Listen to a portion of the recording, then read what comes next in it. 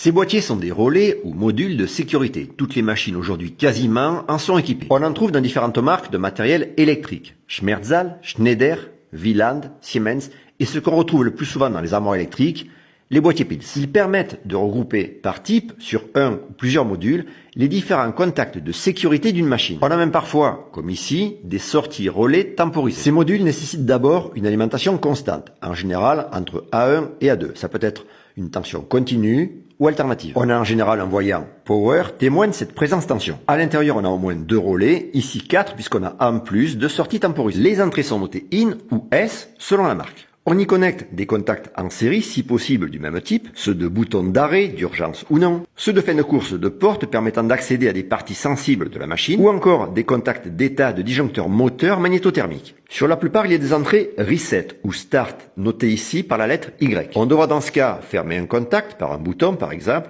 pour venir effacer le défaut. En tout cas, c'est très pratique pour le dépannage, puisqu'on peut voir rapidement en ouvrant une armoire si le dysfonctionnement provient d'une sécurité machine. On verra immédiatement si une sortie est manquante et si un voyant de défaut est allumé. Et surtout, par des câblages redondants, on renforce la sécurité globale de la machine. À noter qu'on relie souvent à un automate le second contact du poussoir ou du capteur de sécurité pour connaître précisément l'origine du défaut.